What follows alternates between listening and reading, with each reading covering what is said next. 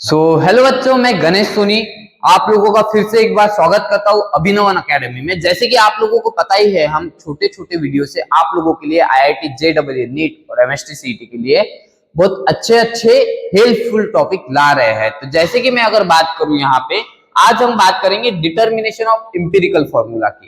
भाई, ये empirical formula क्या होता है? अब इंपिरिकल फॉर्मूला की अगर मैं बात करूं तो हमको पहले इंपिरिकल फॉर्मूला समझने के लिए एक एग्जांपल कंसीडर करना पड़ेगा, जिसका नाम है ग्लूकोज।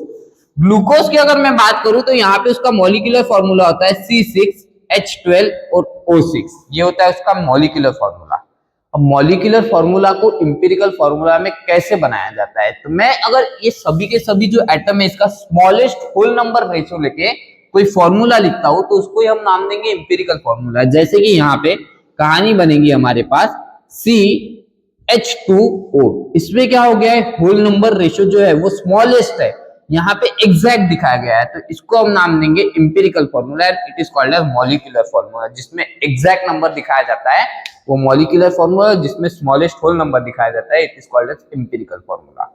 मैं अगर बात करूं, ये जो इंपिरिकल फॉर्मूला है इस पे क्वेश्चन किस तरह के बनते हैं आईआईटी जेईई नीट या एमएसटी सीईटी में, क्या टाइप के क्वेश्चन बन रहे थे।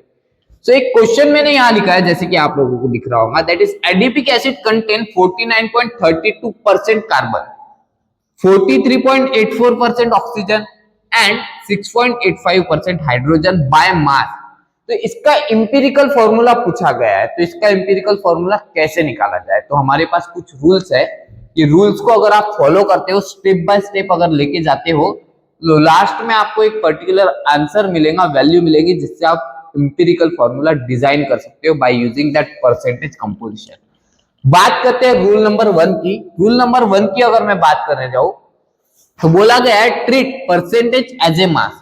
जो परसेंटेज हमको दिया है बोले उसको मास में ट्रीट किया जाए बोले। जैसे कि मैं अगर बात करूं, यहां दिया गया है 49.32% कार्बन, तो इसको हम लिख सकते हैं 49.32 ग्राम कार्बन। ओके, नेक्स्ट अगर मैं बात करूं, वहां पे 43.84% हमारे पास दिया गया है ऑक्सीजन, तो यहां पे हम लिख सकते हैं 43.84 gram oxygen is there. Next अगर बात करूं मैं, 6.85% हाइड्रोजन दिया गया है, इसको ही मैं लिख सकता हूं 6.85 ग्राम हाइड्रोजन। नेक्स्ट रूल बोला गया है, that is rule number 2 is that convert grams to mole. Gram को मोल में कैसे कन्वर्ट करें सर हम, तो जैसे कि आप लोगों को पता है कार्बन का जो मास होता है वो होता है 12, यहाँ पे ऑक्सीजन का जो मास होता है वो होता है 16 और हाइड्रोजन का जो मास होता है वो होता है 1। मैं ये जो गिवन मास है हमारे पास, जो गिवन मास हमको मिला है बाय यूजिंग दैट परसेंटेज, सो ये गिवन मास को अगर ये मास से, जो कार्बन का मास है एटॉमिक मास, उससे अगर डिवाइड कर दे तो हमको मोल मिल जाएंगे। कार्बन के कितने नंबर ऑफ मोल्स प्रेजेंट है वो मिल जाता है। तो जैसे कि यहाँ पे दिया गया है 49.32 डिवाइड बाय 12 अगर करता हूं, सेम यहाँ पे कहानी बनेगी, दैट इज 43.84 डिवाइड बाय 16 अगर हम करते हैं, और यहाँ पे कहानी बनेगी 6.85 डिवाइड बाय 1 अगर मैं करता हूं, तो मेरे को यहाँ पे एक पर्टिकुलर मोल का रेशियो मिल जाता है।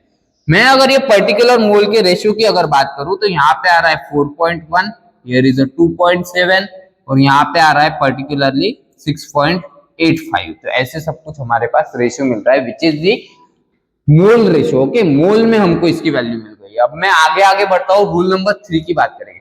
Divide each value of moles bye smallest of the value.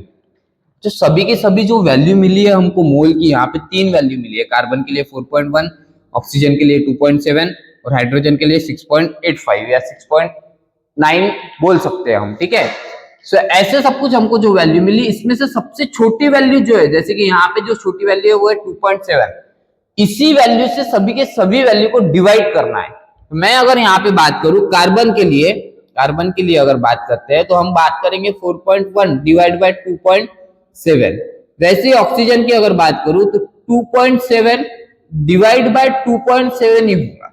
Next hydrogen की अगर बात करूं तो यहाँ पे हमारे पास बनेगा 6.8 डिवाइड बाय 2.7। तो ऐसे सब कुछ हमारे पास बनेगा, या 6.9 डिवाइड बाय 2.7 भी हम यहाँ पे लिख सकते हैं, ठीक है।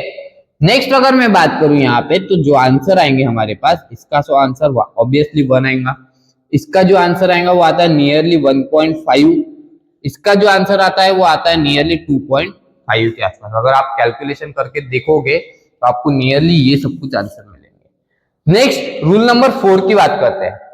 Multiply each number by an integer to obtain all whole number. जो भी हमको नंबर मिले हैं, जो भी हमको ये जो नंबर मिले 1.5, 1, 2.5, इसको एक इंटीजर से मल्टीप्लाई करना है जिसके कारण ये सभी के सभी होल नंबर में कन्वर्ट हो जाए। मैं अगर बात करूं यहाँ पे, जैसे कि ये 1.5 को अगर मल्टीप्लाई करता हूं 2 से, इसको भी मल्टीप्लाई करेंगे 2 से, तो इसको भी मल्टीप्लाई करना होगा हमको 2 से। सेम इंटीजर से सभी को मल्टीप्लाई करना है, तो हमको यहाँ मिल जाएगा 3, यहाँ पे आ जाएगा 2 और यहाँ पे आ जाएगा 5। तो मैं अब अगर इसका फॉर्मूला लिखने जाऊं तो सबसे पहले लिखा जाएगा कार्बन को, उसके बाद हाइड्रोजन को और उसके बाद ऑक्सीजन को। कार्बन के लिए कितना आया आंसर 3, तो यहाँ पे आंसर बनेगा 3। ऑक्सीजन के लिए आंसर आया है 2, तो यहाँ पे बनेगा 2 और हाइड्रोजन के लिए आया है 5, तो यहाँ पे बनेगा 5।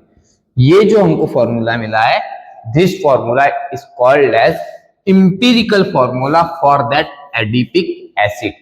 सो थैंक यू सो मच। ऐसे ही हम लोगों को फॉलो करते रहिए, लाइक करते रहिए और सब्सक्राइब करते रहिए। Have a nice day.